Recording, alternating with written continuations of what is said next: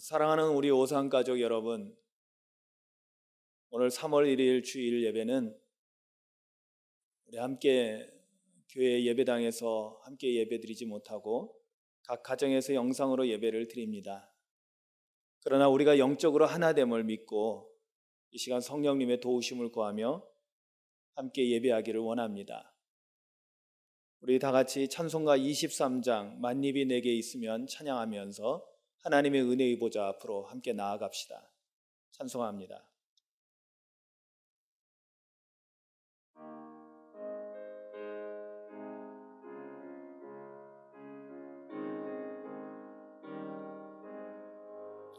만입이 내게 있으면 그 있다 가지고 내 구주 주시는 정을 늘 찬송하겠네. 내 은혜로신 하나님 날 도와주시고 그 크신 영광 널리 펴 다 알게 하소서. 내 주의 귀한 이름이 날 위로하시고 이 귀의 음악 같으니 참 희락되도다. 내 죄의 권세 깨뜨려 그 결박 푸시고 이 추한 마음을 비로소 고정케 하셨네.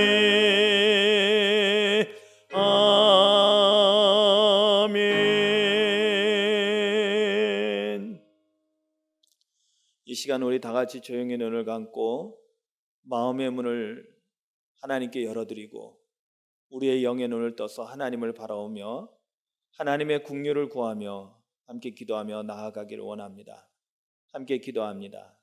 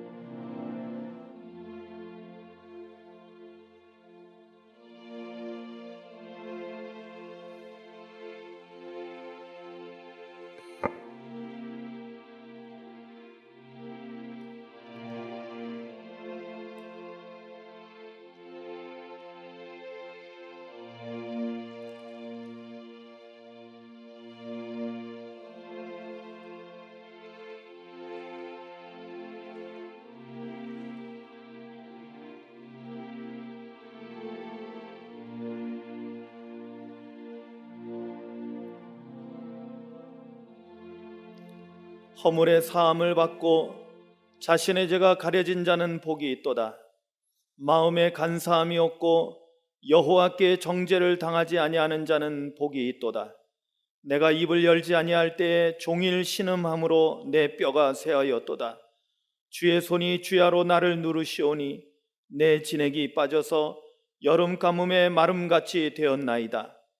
내가 이르기를 내 허물을 여호와께 자복하리라 하고 주께 내 죄를 아뢰고 내 죄악을 숨기지 아니하였더니 곧 주께서 내 죄악을 사하셨나이다. 이로 말미암아 모든 경건한 자는 주를 만날 기회를 얻어서 주께 기도할지라. 진실로 홍수가 범람할지라도 그에게 미치지 못하리이다.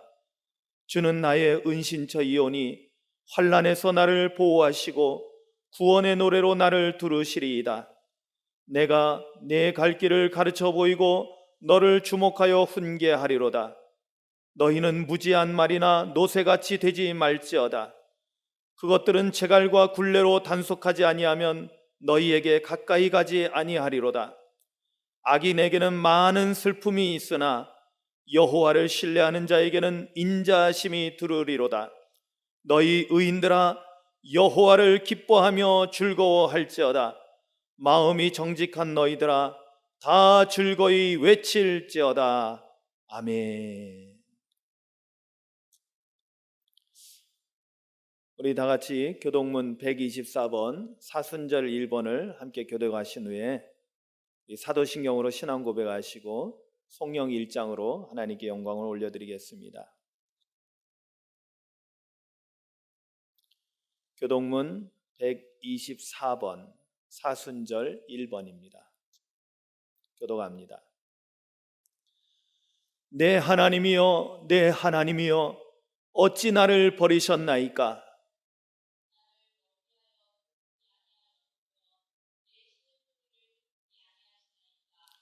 내 하나님이여, 내가 낮에도 부르짖고 밤에도 잠잠하지 아니하오나 응답하지 아니하시나이다.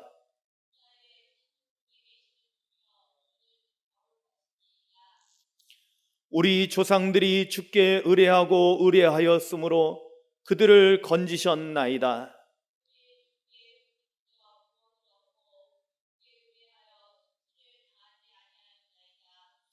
나를 멀리하지 마옵소서. 환난이 가까우나 도울 자 없나이다.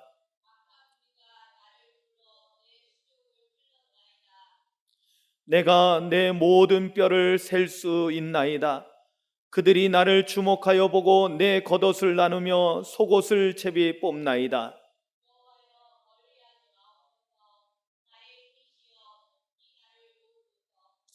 나를 사자의 입에서 구하소서. 주께서 내게 응답하시고 들소의 뿔에서 구원하셨나이다.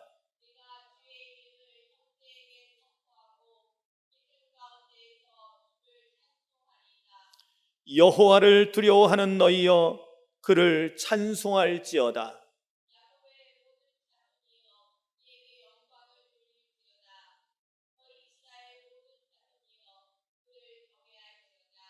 아멘. 우리 함께 사도신경으로 신앙 고백합니다. 나는 전능하신 아버지 하나님, 천지의 창조주를 믿습니다. 나는 그의 유일하신 아들 우리 주 예수 그리스도를 믿습니다. 그는 성령으로 잉태되어 동정녀 마리아에게서 나시고 본디오 빌라도에게 고난을 받아 십자가에 못 박혀 죽으시고 장사된 지 사흘 만에 죽은 자 가운데서 다시 살아나셨으며 하늘에 오르시어 전능하신 아버지 하나님 우편에 앉아 계시다가 거기로부터 살아있는 자와 죽은 자를 심판하러 오십니다.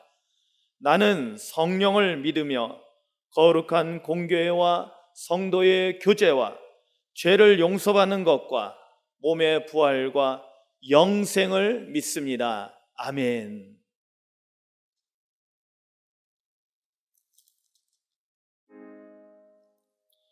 만복의 근원 하나님, 온 백성 찬송 드리고 저 천사여 찬송하세. 찬송 성부 성자 성령 아멘.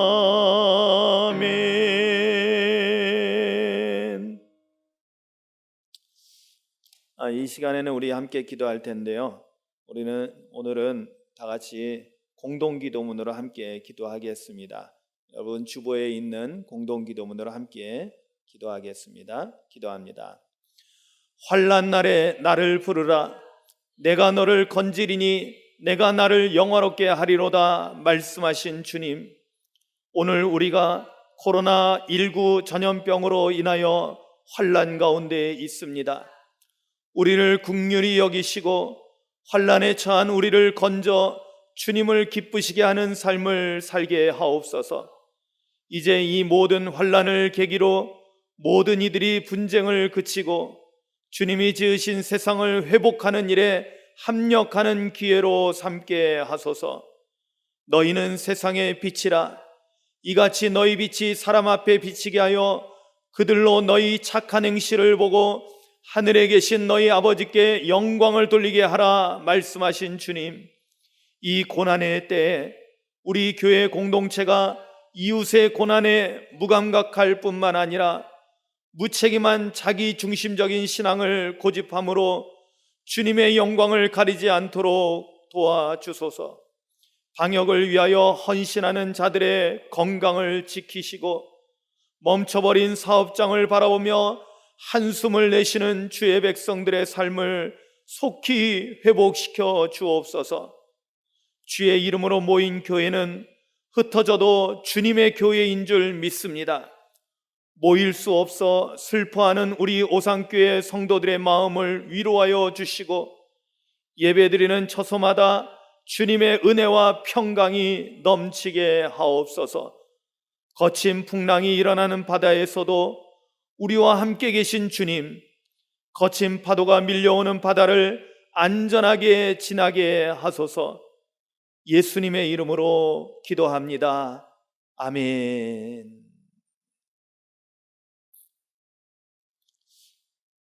오늘 우리에게 주시는 하나님의 말씀 함께 보십니다. 마태복음 4장 1절부터 11절까지의 말씀입니다.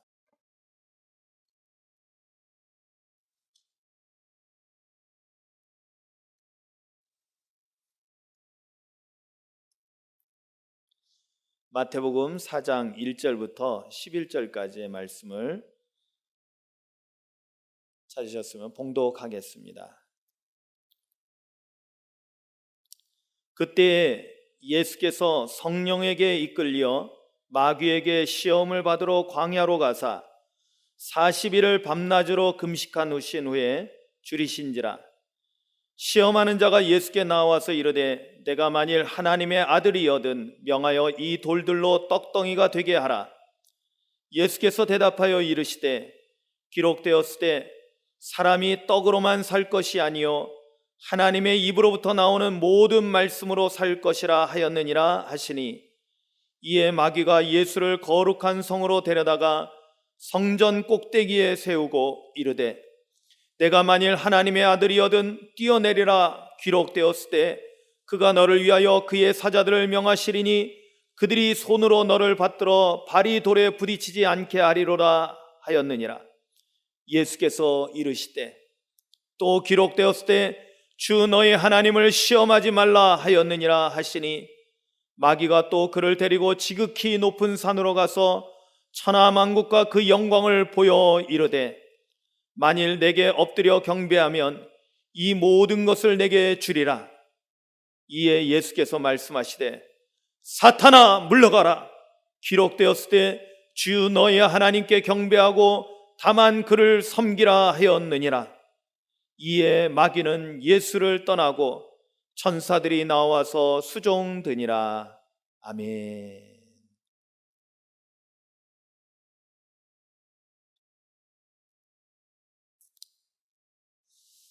할렐루야.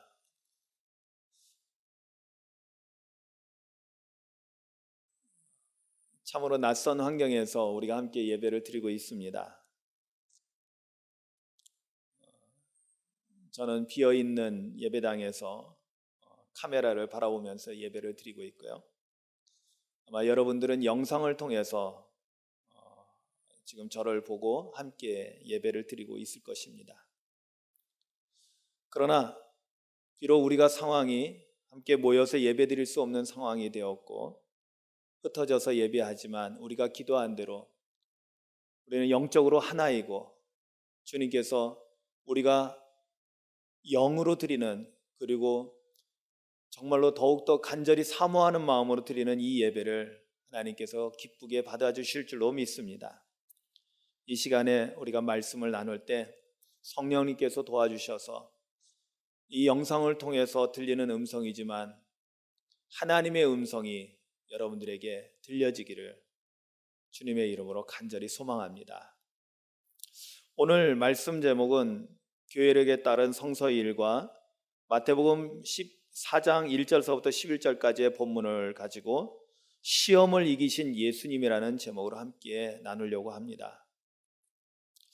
저는 이 본문을 대할 때마다 한 가지 궁금한 것이 있었습니다. 오랜만에 이 본문을 다시 한번 보면서 말씀을 준비하면서 여전히 이 말씀을 대할 때 또 생각이 나는 것입니다. 그것은 뭐냐면 예수님이 시험을 받으셨네? 예수님이 왜 시험을 받으셨을까? 라는 그런 의문점이었습니다. 예수님은 왜 시험을 받으셨을까요? 여러분, 오늘 이 본문 말씀은 4장 1절서부터 시작되는데요. 3장 마지막 부분에 어떤 사건이 기록되어 있냐면 예수님께서 공생애를 시작하시기 위해서 먼저 하셨던 일이 뭐냐면 세례 요한에게 가서 요단강에서 세례를 받는 것이었습니다. 마태복음 3장 13절부터 17절까지의 그 세례받는 내용이 나오는데요. 예수께서 갈릴리로부터 요단강에 이르러 세례 요한에게 세례를 받으려고 했다는 것입니다. 그리고 극구 만류하던 거절하려고 했던 세례 요한을 설득시키고 그리고 마침내 세례를 받으셨습니다. 세례를 받으시고 물에 올라오실 때 예수님에게 나타난 놀라운 일이 있었는데 그것은 뭐냐면 하나님의 성령이 비둘기같이 내려 예수님 위에 임하는 것을 예수님 자신이 보셨다라는 것입니다. 성령의 임재를 너무나 분명하게 영적으로 보고 느끼고 깨달으셨다라는 것입니다. 거기에다가 하나님의 음성이 하늘로부터 들려왔습니다. 이는 내 사랑하는 아들이요 내 기뻐하는 자라. 아멘. 하나님께서 예수 그리스도에 대해서 이는 내 사랑하는 자다, 내 사랑하는 아들이다, 그리고 내가 기뻐하는 자다라고 하나님께서 인정하시는 하나님의 음성이 들려졌던 것입니다. 자, 그러면 이제 이러한 일이 있고 나서 드디어 공생애가 시작되는데요. 그런데 참 이상한 일이었습니다. 성령 충만하신 예수님은 성령께서 임하셨고 성령이 함께 하시고 하나님의 음성을 들은 또 하나님의 인정을 받은 너는 내 아들이다 라고 하나님께서 말씀하신 그 예수님은 성령께서 이끌어 가시는데 첫 번째로 이끌어 가신 곳이 어디였냐면 광야였습니다. 오늘 1절 말씀에 보면은 그때 예수께서 성령에게 이끌리어라고. 그렇습니다. 광야로 이끌어 가신 분은 바로 성령 하나님이셨습니다. 하나님의 성령이셨습니다. 성령님께서 예수님을 광야로 끌어 가신 것입니다. 분명한 목적이 있었겠죠. 그 목적은 그 다음에 나옵니다. 그것은 다름 아니라 마귀에게 시험을 받으러 광야로 갔다라는 것입니다. 마귀가 시험할 것을 뻔히 알면서도 하나님께서는 성령으로 예수님을 이끌어 광야로 가게 하셨다는 것입니다. 그리고 광야에서 40일 동안 금식을 하면서 그 금식이 끝날 즈음에 드디어 마귀가 찾아와서 예수님을 시험하고 유혹했던 것입니다. 참 궁금하죠. 왜 하나님은 이렇게 성령을 통해서 예수님을 이끌어 가셔서 광야로 가게 하셨고 그리고 시험을 받게 하셨을까요? 오늘 말씀을 통해서 우리는 이 답을 알고 이 답을 깨닫고 여기에 담겨져 있는 하나님의 깊으신 뜻을 우리가 깨달을 뿐만 아니라 그것이 오늘날 우리에게 어떠한 의미가 있는가에 대해서 함께 살펴보고 배우고 깨닫고 그것이 우리에게 은혜가 되고 우리가 오늘을 살아갈 때 우리에게 만약에 이러한 시험이 왔을 때 우리가 어떻게 대처하고 어떻게 이겨나가야 될 것인가를 배우는 귀한 시간이 되기를 소망합니다. 그러기 위해서 먼저 예수님께서 받으신 시험의 내용을 잠시 검토해 보려고 합니다. 우리가 잘 알고 있죠. 너무나 잘 알고 있습니다. 3가지 시험이 있었습니다. 첫 번째 시험은 2절에서 4절까지 나오는 본문 가운데 나옵니다. 그 첫 번째 시험은 이렇습니다. 40일을 밤낮으로 금식한 후에 줄이신지라. 광야로 이끌어 가신 분이 성령님이시고요. 그리고 아마 40일을 금식하게 하신 분도 성령님이셨을 것입니다. 성경이 그렇게 말씀하고 있습니다. 자, 40일을 금식했어요. 여러분, 금식을 한다는 것은 그냥 굶고 있는 것이 아니죠. 금식을 한다는 것은 분명한 목적이 있습니다. 여러분, 요엘서에 보면은요, 하나님께서 왜 금식하게 하시는가에 대해서 그 의미를 말씀하고 있습니다.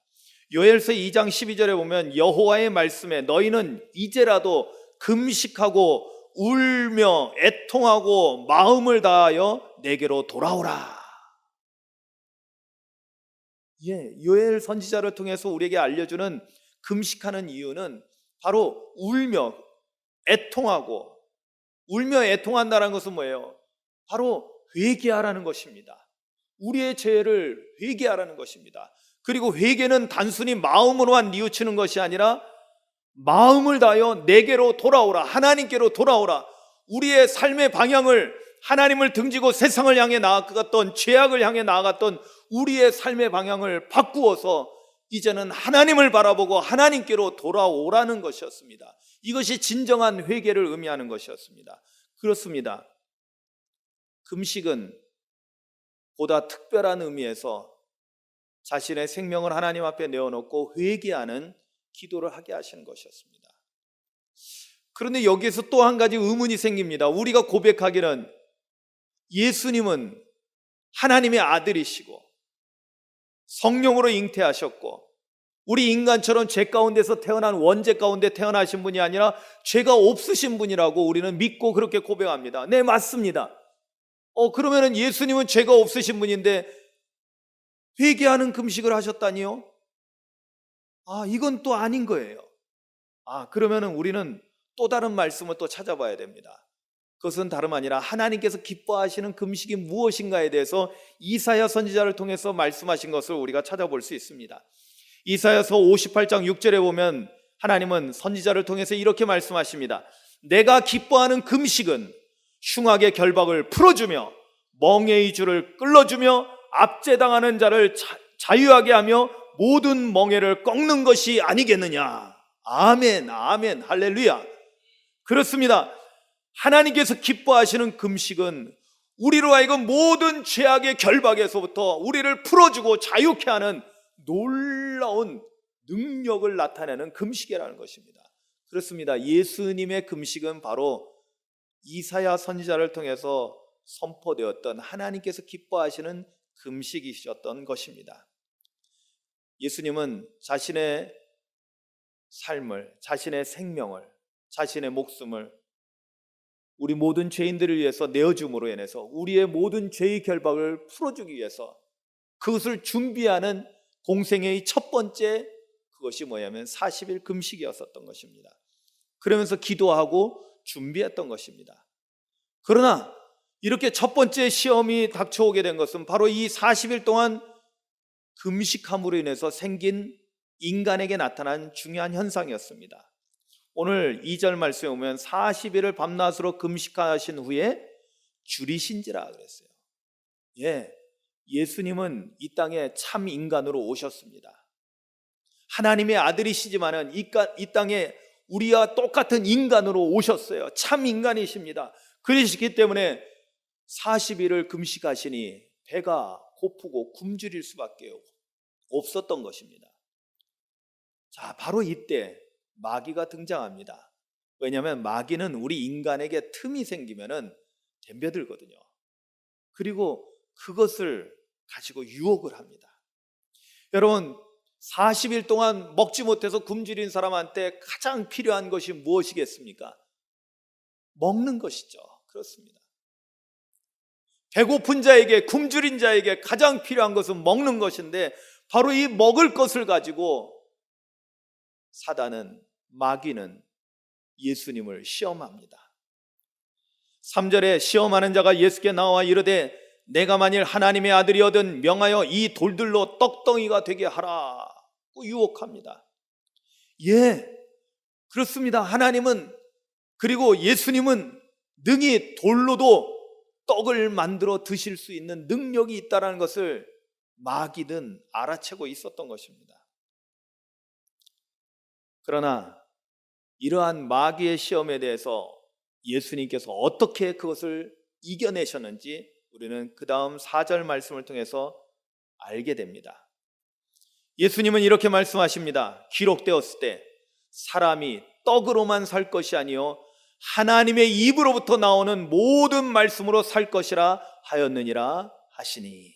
아멘. 사람이 떡으로만 사는 것이 아니라는 것입니다. 여러분, 여기에는 지금 예수님의 지금 시험을 받게 되기 직전의 모습하고 이렇게 연결고리를 잘 우리가 볼 필요가 있습니다.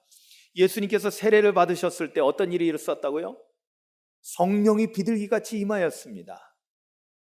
예수님이 성령으로 충만했습니다. 물론 예수님은 성령으로 잉태되어서 성령의 인도하심 속에서 살아왔음을 우리가 알고 있습니다. 그러나 특별히 공생애를 시작하는 그 즈음에 인간이신 예수님에게 하나님은 더욱더 성령으로 충만함을 더해 주신 것입니다.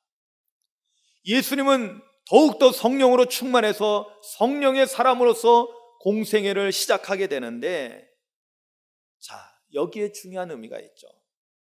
성령의 사람. 여러분, 우리 그리스도인은 육체의 사람이 아니라 성령의 사람입니다. 아멘. 여러분, 우리가 하나님 나라 천국 백성이 되었다는 것은 예수님께서 말씀하신 대로 너희가 성령으로 거듭나지 아니하면 하나님 나라 갈 수도 없고 아예 보지도 못한다라고 말씀하셨는데, 우리 그리스도인들에게 성령으로 거듭남은, 성령으로 충만함은 필수거든요. 그렇다면 우리 그리스도인은 반드시 성령의 사람이어야 합니다. 그런데 성령의 사람은 어떤 사람입니까? 여러분, 우리가 육체의 사람이라면 반드시 뭐 해야 돼요? 어떻게 해야지 우리가 살 수 있습니까? 먹어야 살 수 있죠. 그렇죠. 먹어야지 살 수 있어요. 그러면 성령의 사람은요? 성령의 사람은, 육체의 사람은 떡을 먹어야지, 밥을 먹어야지 살 수 있듯이, 그렇다면 성령의 사람은 뭘로 살아야 된다는 것입니까? 예수님이 거기에 대한 답을 우리에게 주고 계시는 거예요. 이제 우리가 성령의 사람이 됐어요. 이제 우리가 하나님의 백성이 됐어요. 이제 우리는 영적인 삶을 살아간다고 합니다.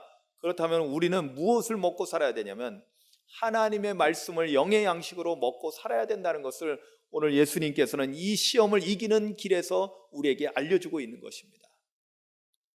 우리가 하나님의 말씀을 영의 양식으로 먹고 살아갈 때 우리는 능히 마귀의 유혹을 이길 수 있다는 거예요. 여러분, 마귀는요 항상 우리에게 가장 절실하게 필요한 것을 가지고 우리를 시험하고 유혹합니다. 배고픈 자들에게는 먹을 것을 가지고요, 돈이 너무나 급하게 경제적으로 어려움을 당하고 있는 사람에게는 돈으로 우리를 유혹합니다. 힘이 필요한 사람에게는 힘으로 우리를 유혹해요. 건강이 필요한 사람에게는 건강으로 우리를 유혹합니다.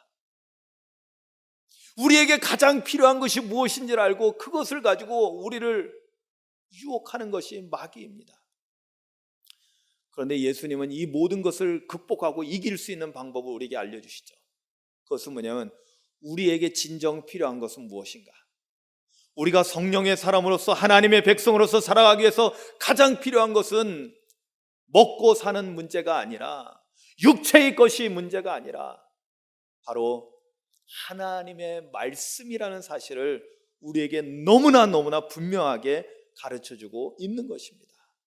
사랑하는 성도 여러분, 말씀으로 사시기를 주님의 이름으로 축원합니다. 날마다 우리에게 공급해 주시는 일용할 양식이 단순히 육체를 위한 밥이 아니라 일용할 양식이 바로 하나님께서 우리에게 공급해 주시는 영의 양식, 생명 양식인 말씀을 먹고 살아가는, 그래서 영도 건강하고 육체도 건강하고 정신도 건강한 우리 모두가 되시기를 주님의 이름으로 축원합니다.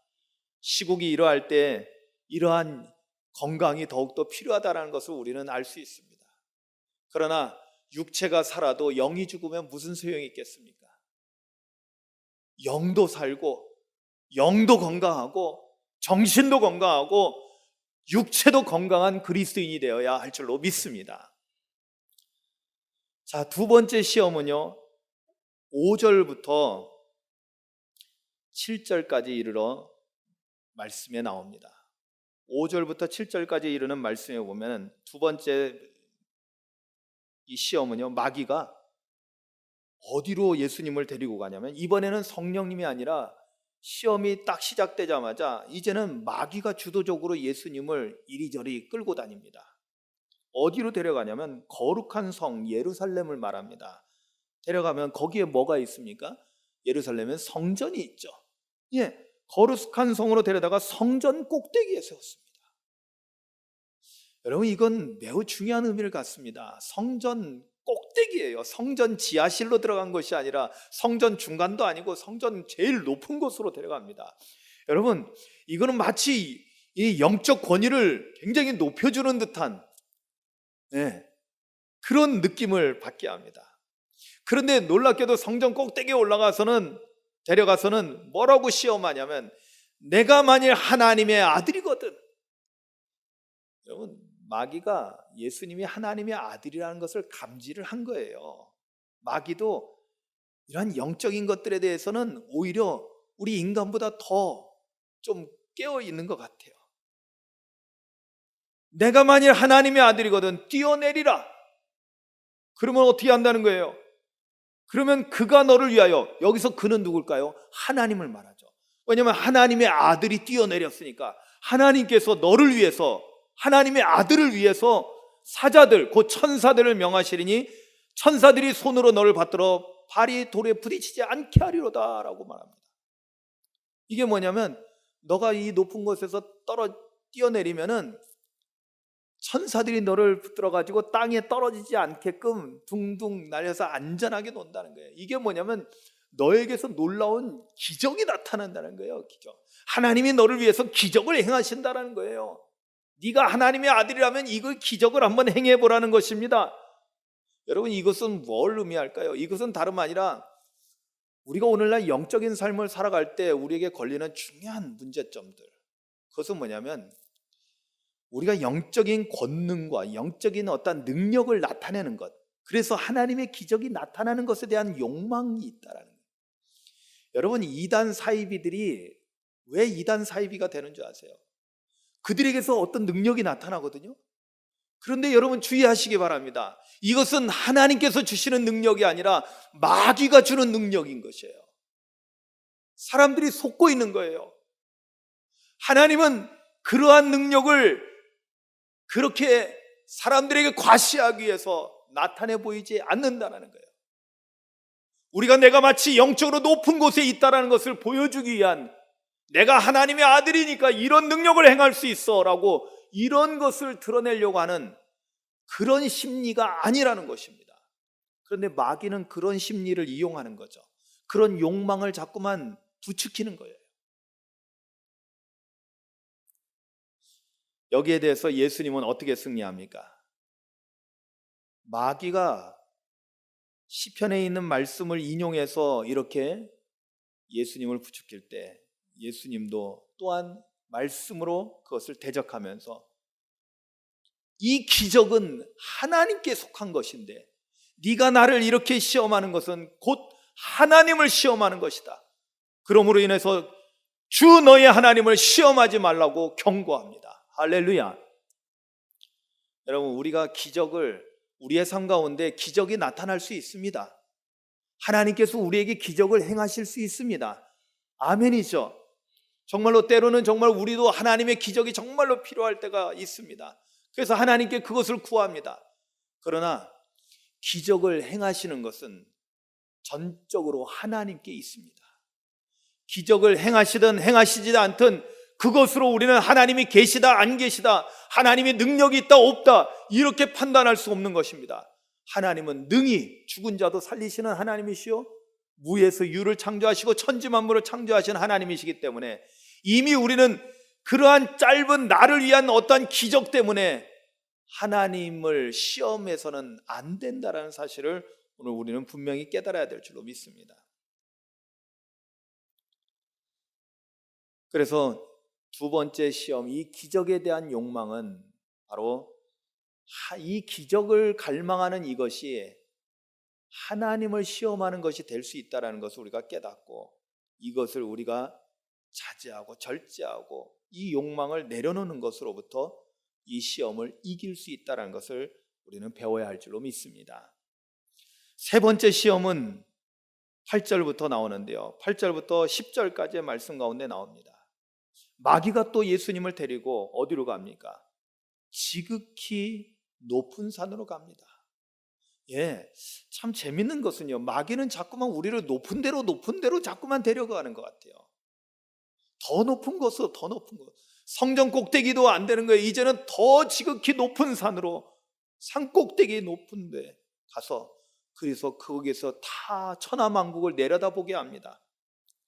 그러면서 높은 산에서 천하만국과 그 영광을 보여주면서 말하기를, 만일 내게 엎드려 경배하면 이 모든 것을 내가 너에게 주겠다라고 말씀합니다. 시험합니다. 여러분, 이것은 무엇을 의미할까요? 천하만국과 그 영광을 주겠다. 이것은 다름 아니라 우리 인간에게 있는 아주 못된 욕망이 있는데, 그것은 뭐냐면 바로 권세와 명예에 대한 욕망입니다. 사단은 우리 인간에게 있는 이 최후에 남아있는 이 무서운 욕망을 사실은 건드리고 있고 부추기고 있는 거예요. 사실 이거는 영적인 부분에서 굉장히 심각한 것입니다. 왜냐하면 오늘날 우리가 이렇게 교회에서 많은 선배 목사님들이나 많은 훌륭하신 분들을 이렇게 볼 때요, 끝까지 잘 완수하고 겸손하게 아름다운 은퇴를 하고 아름답게 후배들을 위해서 덕을 끼치고 이렇게 떠나시는 선배 목사님들 있는 반면에, 때로는 마지막에 이 권세와 명예욕에 빠져가지고 그동안 하나님께 쌓아두었던 모든 업적을 다 하루아침에 쏟아붓는 사람들을 보게 됩니다. 너무나 가슴 아픈 일입니다. 그런데 상당히 많은 분들이 이 권세에 대한 욕망, 명예에 대한 욕망에 걸려 넘어집니다.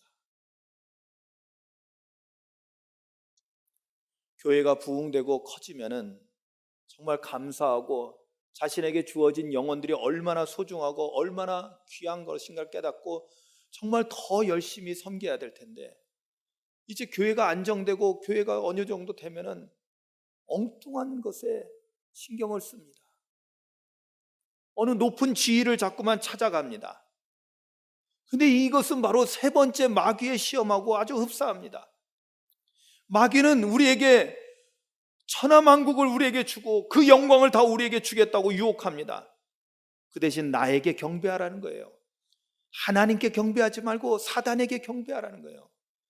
여러분, 어쩌면 우리가 권세를 쫓아가고 더 높은 곳을 향해서 나아가고 그리고 명예를 쫓아가고 하는 것은 결국에는 하나님을 경배하는 것이 아니라 마귀를, 사탄을 경배하는 꼴이 된다는 것을 우리는 깨달아야 될 줄로 믿습니다.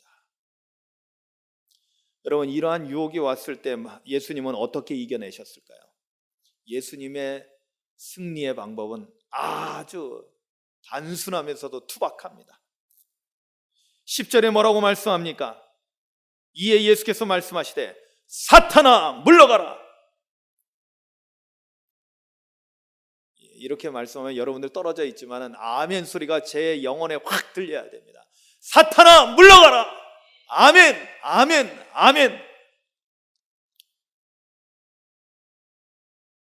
여러분, 마귀에 대해서는요, 우리가 토론하고 논쟁하고 대화하고 타협하고 그럴 대상이 아닙니다. 마귀는 우리의 말꼬리를 붙잡는 자들이에요. 여러분, 이단들의 특징 아시죠? 제가 이단들에 대해서 요즘 아주 신천지로 인해서 우리나라가 정말 어지러졌고 코로나19가 신천지에 의해서 전 국민에게 지금 전파되는 그러한 너무나 어처구니 없는 안타까운 상황에 처하게 되는데, 여러분, 이단을 구별할 수 있는 좋은 방법이 있어요. 뭐 우리가 신천지 교리 이런 거 몰라도 돼요. 한 가지 방법이 있어요. 그건 뭔지 아세요? 내가 어떤 사람이 나에게 전도하러 왔을 때, 나는 우리 교회에서 신앙생활 잘하고 있습니다. 열심히 잘 섬기고 있습니다. 우리 목사님 말씀으로 정말로 영의 양식 잘 받아먹고 영적으로 건강하게 잘 신앙생활을 하고 있습니다 하면은 아유 그러시군요, 아유 신앙생활 잘하세요 하고 인사하고 가면은 그 사람은 정통입니다. 올바른 신앙을 가진 사람입니다. 근데 이단들은 어떻게 하는 줄 아세요? 마치 우리가 교인이라고 하면 더 달라붙어 가지고 마치 뭔가 새로운 뭔가가 있다라는 듯이 우리를 유혹하기 시작한다는 거예요. 즉 이단들은요, 예수 안 믿는 사람한테 전도하는 것이 아니라 예수 믿는 사람한테 전도한다는 거예요. 여러분, 예수 믿는 사람에게 전도하는 사람은 100% 이단입니다. 이단들이 항상 그래왔어요. 신앙생활 잘하는 사람한테 마치 자기네 교회에 오면은 뭐가 있다라고 그렇게 유혹해서 그들을 끌고 갑니다. 여러분, 거기에 절대로 틈을 줘서는 안 돼요. 마귀에게는 틈을 주시면 안 돼요. 여러분, 성경은 우리에게 뭐라고 말씀합니까? 야고보서 4장 7절에 말씀하기를 마귀는 대적하라고 그랬어요. 마귀는 맞서 싸우라는 거예요. 마귀는 꾸짖어서 내쫓아야 된다는 거예요. 그러면 마귀가 도망친다는 거예요. 여기 예수님께서 그 본보기를 보여주시는 거예요. 사탄아 물러가라 하는 거예요. 여러분, 사탄은요 그냥 꾸짖어서 내쫓으셔야 되는 거예요.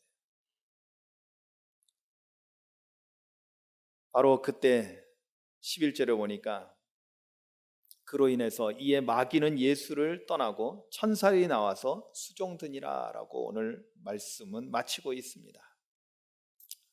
사랑하는 성도 여러분,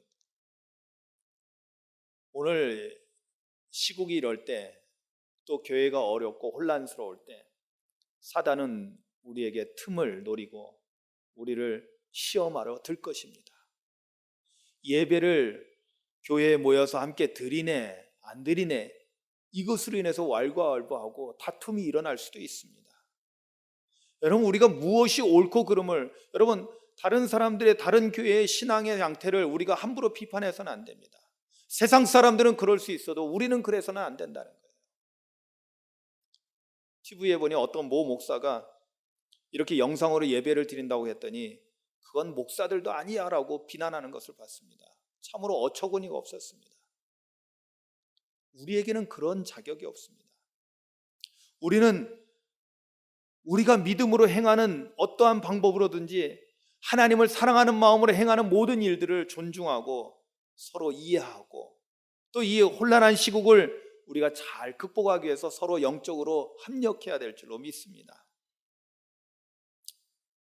그러기 위해서는 오늘 말씀을 다시 한번 잘 살펴봐야 됩니다. 마귀가 이러한 혼란한 시대를 틈타서 우리를 이간질시키고 우리를 싸우게 만들면 거기에 걸려 넘어지면 우리는 마귀에게 굴복하는 것입니다. 우리는 이것을 담대하게 예수님처럼 이것은 사단의 계략이고 이것은 사단의 유혹이고 우리는 이 사단에 대해서 우리는 담대하게 사단아 물러가라 하고 쫓아내야 될 줄로 믿습니다. 그러면서 우리가 처음에 했던 질문으로 다시 돌아와서 그 답을 찾게 됩니다. 여러분, 예수님이 왜 시험을 받으셨을까요? 저는 예수님의 행적을 이렇게 쭉 보면서요, 우리가 예수님을 따라가는 제자가 되었다라는 것을 생각할 때 예수님은 말씀을 통해서 또 성경을 통해서 우리에게 보여주신 모든 것들을 통해서요, 예수님은 우리에게 신앙의 본보기를 우리에게 보여주시는 것입니다. 여러분, 제자도가 뭡니까? 제자도의 가장 핵심은 뭐냐면 누구든지 나를 따라오려거든 자기를 부인하고 자기 십자가를 지고 나를 따라오라입니다. 여러분, 자기 부인하는 거 중요합니다. 자기 십자가 지는 거 중요합니다. 그런데 궁극적으로는 뭐예요? 뭐가 중요한 거예요? 예수님을 따라가는 게 중요한 거예요. 아멘이죠. 여러분, 자기 부인을 했어요. 자기 십자가를 졌어요. 그런데 내 갈 길로 가면은 안 되는 거예요. 주님을 따라가야 됩니다. 주님을 따라간다는 건 뭐예요? 주님께서 한 걸음 한 걸음 내디딘 그 발걸음을 그대로 따라가라는 거예요. 그것은 뭐냐면 예수님께서 하신 대로만 하면 된다는 것입니다. 할렐루야. 여러분, 우리에게 수많은 마귀의 유혹이 있습니다. 수많은 시험이 닥쳐옵니다. 오늘날의 교회가 이렇게 어려움을 겪고 있습니다. 개인적으로도 우리의 신앙에 영적인 많은 어려움들이 있습니다. 여러분, 이럴 때마다 어떻게 하라는 거예요? 예수님처럼 하면 된다는 거예요. 그러면 예수님께서 우리에게 보여주신 본보기가 무엇입니까? 여러분 잘 보세요. 예수님도 시험을 받으셨다라는 이 놀라운 사실은요, 우리에게 분명한 것을 알려줍니다. 그것은 뭐냐면 예수님도 시험 받으셨는데 하물며 나같이 연약한 인간에게 마귀는 가만히 있을까요? 아니요. 반드시 마귀는 우리를 시험한다라는 것입니다. 그러면 어떻게 해야 돼요? 우리가 대비하고 있어야 된다는 거예요. 여러분 이렇게 나태하게 있을 때가 아니라는 거예요. 영적으로 이렇게 그냥 널브러져 있어서는 안 된다는 것입니다. 여러분 요즘 우리 교회도 일주일 동안 새벽 기도도 못 드렸습니다.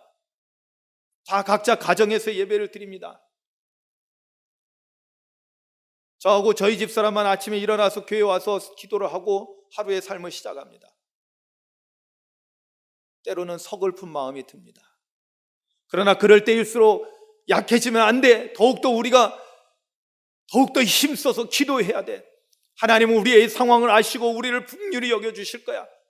그런 마음을 다지고 하나님 앞에 무릎을 꿇고 하나님 우리를 불쌍히 여겨주세요 하고 간구하고 기도합니다. 그렇습니다. 우리는 이럴 때일수록 더욱더 영적으로 하나 돼서 각자의 처소에서 영적으로 깨어 기도해야 될 줄로 믿습니다. 왜? 우리가 나태해져서 있으면은 언제 또 우리에게 시험이 닥쳐올지 모르는 거예요. 그리고 대부분 시험에 걸려 넘어지는 사람들은요, 영적으로 둔감해져 있기 때문에 자기가 시험에 걸려 넘어진지도 모르는 거예요. 그런데 한참 뒤에 보면 하나님하고 나하고 엄청 멀어져 있는 거죠. 이게 벌써 이미 영적으로 우리가 둔감해졌기 때문에 그래요. 예수님이 시험 받으셨다면 우리에게도 시험이 온다는 것을 분명히 알고요. 특히 여러분 잘 보세요. 성령을 받으신 다음에, 성령 충만한 다음에 성령께서 우리를 이끌어 가셔서 무엇하게 하셨냐면 시험 받게 하셨어요. 여러분 이건 매우 중요한 영적인 흐름을 우리에게 알려주고 있습니다. 이게 진정한 시험의 목적이에요. 그것은 뭐냐면 우리가 은혜를 받았잖아요. 여러분 성령 받았다는 것은 하나님한테 은혜 받은 거예요. 선물로 주시는 거니까 은혜죠. 얼마나 큰 은혜입니까? 그런데 그 은혜가 정말 내 것으로 되어지기 위해서는 반드시 무엇을 통과해야 되냐면 시험을 통과해야 된다. 이 시험을 통해서 하나님께서 내게 주신 선물이 온전히 내 것이 되어서 내가 그 은혜 가운데 살아갈 수 있게 된다는 것입니다. 그러니까 은혜 받았을 때 뭐 해야 돼요?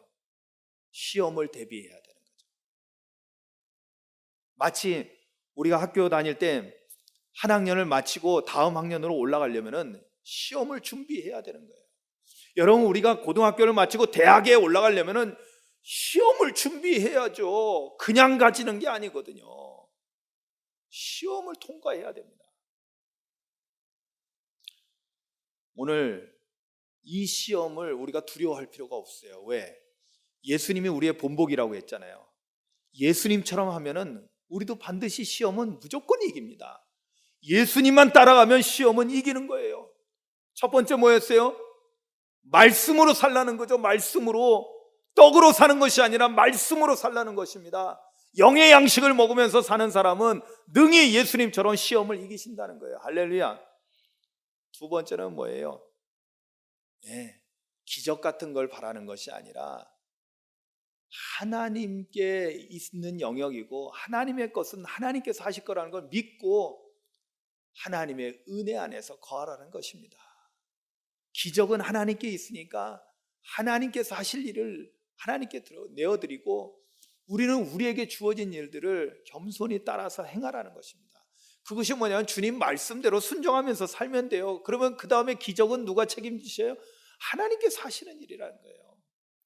내가 나타내려고 하는 것이 아니죠. 나는 그저 주님 말씀에 순종하면서 살기만 하면 되는 거예요. 그러면 기적은 하나님께서 행하시는 거죠. 마지막으로 우리는 어떻게 해요? 사단의 정체를 우리가 알았을 때 사단을 담대히 물리쳐야 된다는 것입니다. 꾸짖고 내쫓아야 된다는 것입니다. 그럴 때 우리는 사단을 이기고 유혹을 이기고 그로 말미암아 하나님께서 내게 주신 은혜가 나의 은혜가 되어서 그 은혜로 충만한 삶을 사고 영적으로 성장하는 삶을 산다는 것입니다. 사랑하는 성도 여러분, 오늘날 한국교회에 밀어닥친 이 영적인 어려움을 이렇게 우리가 예수님께서 이기신 시험의 승리를 통해서 우리도 배우고 그대로 행함으로 인해서 오히려 이 어려운 시기가 우리의 한국교회의 영적 성장을 위해서, 또 우리 한국교회가 다시 회복되는 데 있어서 정말로 중요한 계기가 되는 놀라운 시간이 될 수 있기를 주님의 이름으로 축원합니다. 기도하시겠습니다. 오늘 내게 주신 말씀을 우리가 함께 기억하며 기도합니다. 예수님도 시험을 받으셨다면 나도 시험을 받을 수밖에 없는 그러한 존재라는 것을 우리가 깨닫고, 그러나 우리가 시험을 두려워하는 것이 아니라 예수님이 시험을 이기신 것처럼 우리도 예수님을 따라가면, 예수님처럼만 하면 우리도 능히 시험을 이기고 더 큰 하나님의 은혜 가운데로 나아가게 된다는 것을 깨닫고 주님의 말씀을 붙잡고 나아갑니다.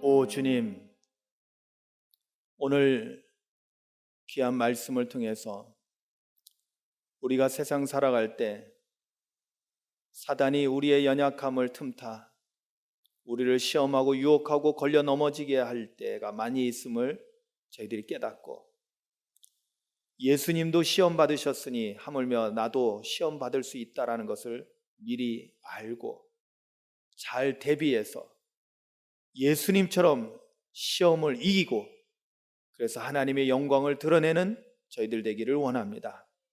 오늘날 한국교회에 불어닥친 이 환난이, 이 시험이 우리가 능히 예수님처럼 담대히 이김으로 말미암아 이것이 우리 한국교회가 회복되고 영적으로 성장하는 귀한 계기가 되게 하여 주시옵소서. 예수님의 이름으로 기도하옵나이다. 아멘. 우리 말씀을 생각하면서 찬송가 342장 함께 부르시겠습니다.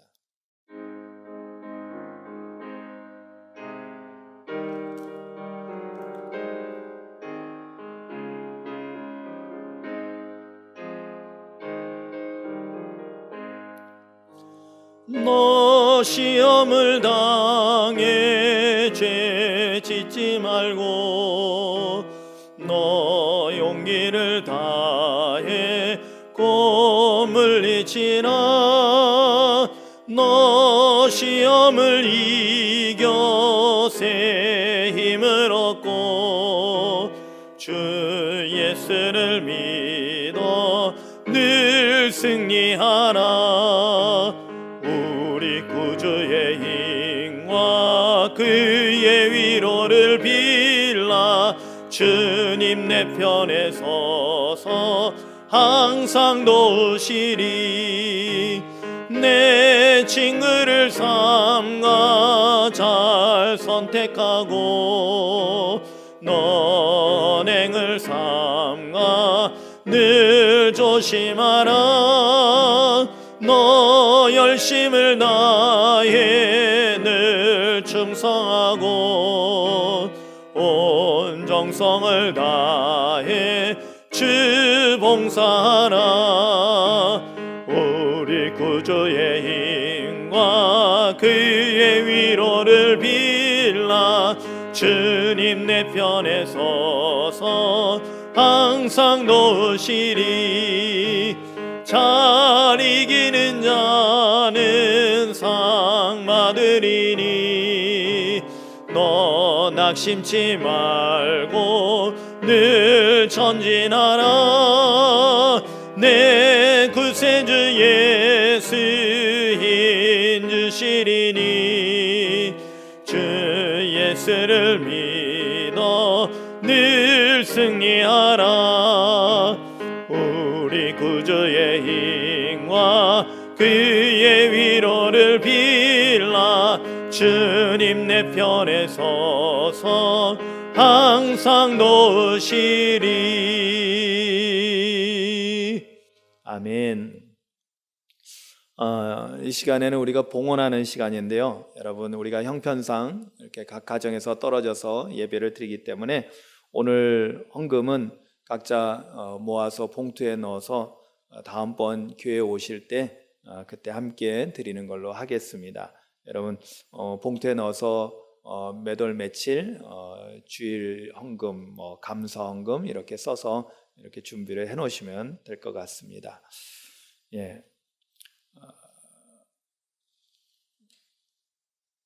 이 시간에 성도의 교제 시간인데요, 성도의 교제는 하기 어렵고 그래도 떨어져 있지만은 인사 말씀을 드립니다. 거룩한 주일 각 가정에서 예배드리는 우리 오상 공동체 모든 가족들에게 주님의 은혜와 평강이 충만하시길 축원합니다. 아멘. 오늘은 사순절 제1주이고 3.1절 기념주일입니다. 사정이 이렇기 때문에 교회에서 특별한 행사들을 할 수가 없습니다. 그렇지만은 그래도 우리의 절기가 얼마나 중요합니까? 우리 사순절기가 시작됐다는 것을 아시고요, 경건한 삶을 살아가시기를 주님의 이름으로 축복합니다. 오늘 예배는 코로나19의 급속한 확산을 방지하기 위해서 교회 예배당에서 함께 모여 드리지 않고 각 가정에서 온라인으로 그리고 가정 예배소를 통해서 각자 드립니다. 장로 은퇴 감사 예배와 남성교회 헌신 예배는 이러한 상황이 좀 이렇게 호전되어졌을 때 드리는 걸로 이렇게 연기를 합니다. 위에서 기도해 주시기 바랍니다. 공지사항입니다. 온 나라가 코로나19로 인해 어려움을 겪고 있습니다. 이로 인해 우리 오상교회에서도 교회에서의 집회는 잠정적으로 중단하고 있습니다. 각 가정에서 이럴 때일수록 더욱더 우리가 깨어 기도하시기 바랍니다. 그리고 위기의 상황에서 매일 말씀 묵상과 기도로 영적 건강과 육체적 건강을 지켜나가시기 바랍니다. 교육관 마감 공사가 조용히 계속되고 있습니다. 지속적인 관심과 기도 부탁합니다. 사실은 요즘은 교인들 얼굴보다도 일꾼들 얼굴을 더 많이 보는 것 같습니다. 교회의 주인이 바뀐 것 같은 그런 느낌도 들어서 씁쓸한데요, 여러분들 잊지 마시고 교회를 위해서 그리고 공사를 위해서 여러분들 기도해 주시기 바랍니다. 공사는 정말 잘 되고 있습니다. 여러분들이 다음번 와서 보실 때 깜짝 놀랄 겁니다. 여러분 그날을 기대하시기 바랍니다.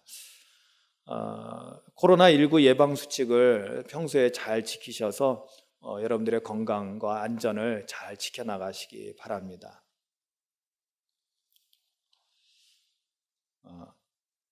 이제 다 같이 일어나셔서 가족들하고 그래도 서로들 인사 나누시기 바랍니다. 사랑합니다. 축복합니다. 감사합니다. 네. 우리 파송찬송 아름다운 사랑을 나눠요 한번 부른 뒤에 축도로 마치겠습니다.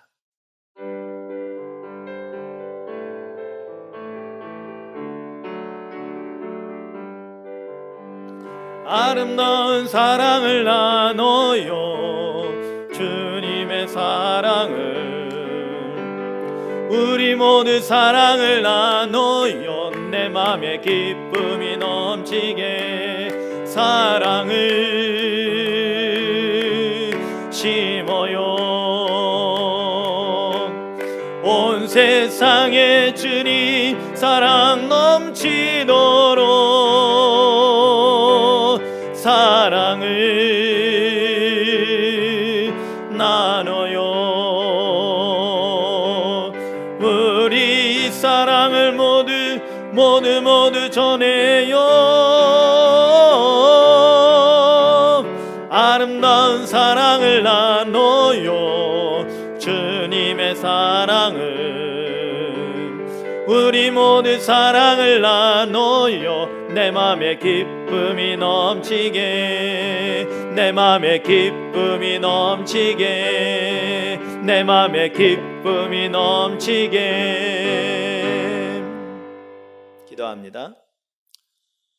이제는 우리의 모범이 되신 우리 구주 예수 그리스도의 십자가 대속의 은혜와 우리를 사랑하셔서 독생성자 예수 그리스도를 아낌없이 십자가에 내어주신 우리 하나님 아버지의 말로 닿을 수 없는 그 크신 사랑하심과 오늘 우리 가운데 함께 계셔서 우리를 도우시는 보혜사 성령님의 내주하심과 함께하심과 인도하심이 사랑하는 우리 오상 가족들 머리머리 위에, 그리고 예배하는 모든 주님의 백성들 위에, 그리고 코로나19 바이러스로 인해서 고통당하고 있는 환우들과, 그리고 이것을 이겨내기 위해서, 극복하기 위해서 수고하고 애쓰고 있는 많은 일꾼들 머리머리 위에, 그리고 이 나라 이 민족 위에 이제로부터 영원토록 함께 하시기를 간절히 축원하옵나이다. 아멘.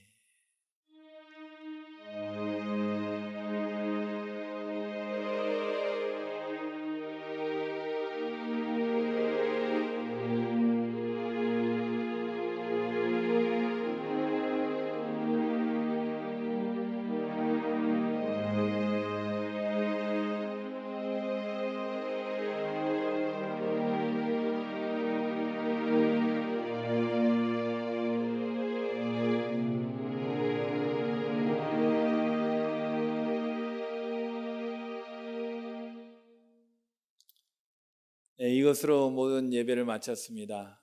사랑하는 오상 공동체 가족 여러분, 속히 같이 얼굴을 마주대하고 예배드릴 수 있는 날이 속히 오기를 기도하면서 준비하시기 바랍니다. 한 주간도 건강하십시오.